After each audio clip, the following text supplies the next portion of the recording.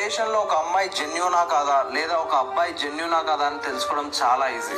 ఎప్పుడైతే ఒక అబ్బాయి వాళ్ళకున్న ప్రాబ్లమ్స్ ని అండ్ వాళ్ళ ఫ్యామిలీ పరిస్థితిని వాళ్ళ పార్ట్నర్ తో ఓపెన్ గా చెప్తాడో వాడు ఆ రిలేషన్ లో 100% జెన్యూన్ గా ఉన్నట్టు. వాడి ప్రాబ్లమ్స్ అండ్ సిచ్యువేషన్స్ అన్ని విన్న తర్వాత కూడా ఆమె యాక్సెప్ట్ చేసి వాళ్ళతో ఉంటుందంటే ఆ అమ్మాయి కూడా ఆ రిలేషన్ లో 100% జెన్యూన్ గా ఉన్నట్టే. ఇప్పుడు నేను చెప్పేది నిన్ను హర్ట్ చేయొచ్చు, కానీ విను. వాళ్ళకి తెలుసు వాళ్ళు గేమ్స్ ఆడుతున్నారని అండ్ దానివల్ల నువ్వు హర్ట్ అవుతావని. వాళ్ళకి తెలుసు వాళ్ళు నీతో టాక్సిక్ ఉంటున్నారని అండ్ నీకు రెస్పెక్ట్ ఇస్తలేరని. కానీ వాళ్ళు ఇవన్నీ చెయ్యకుండా కూడా ఉండొచ్చు, బట్ వాళ్ళు అవే చేయడానికి ఇష్టపడుతున్నారు. ఇది ఒక్క పాయింట్ చాలదా నీ లైఫ్ లో నువ్వు మూవ్ ఆన్ అవ్వడానికి? మూవ్ ఆన్ కావడం అంటే వాళ్ళని మర్చిపోవడం కాదు, వాళ్ళు లేకుండా నిన్ను నువ్వు గుర్తు తెచ్చుకోవడం. ఒక అబ్బాయి ఒక అమ్మాయితో ఎప్పుడు ఆర్గ్యూ చేయొద్దు. ఎందుకో తెలుసా?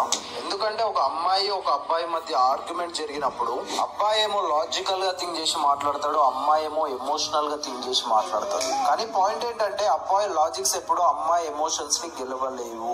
యాక్చువల్ గా అమ్మాయిలు కావాలని అలా చేయరు. వాళ్ళ ఎమోషన్స్ ని ఈస్ట్రోజన్ అనే హార్మోన్ కంట్రోల్ చేస్తుంది అండ్ అదే వాళ్ళ ఎమోషన్స్ ని ట్రిగర్ చేస్తుంది. అలా అని ప్రతిసారి అబ్బాయిలు ఓడిపోవాలా అని అడిగితే ఒక ఆర్గ్యుమెంట్ లో గెలవడం అంటే నిన్ను నువ్వు ప్రూవ్ చేసుకోవడం కాదు. ఆ టైంలో వాళ్ళ ఎమోషన్స్ ని హ్యాండిల్ చేస్తూ నీ కోపాన్ని నువ్వు కంట్రోల్ చేసుకుని సైలెంట్ గా ఉన్నావంటే నువ్వు గెలిచినట్టే. సో నువ్వు ఇక్కడ అర్థం చేసుకోవాల్సింది ఏంటంటే you can win the argument by losing.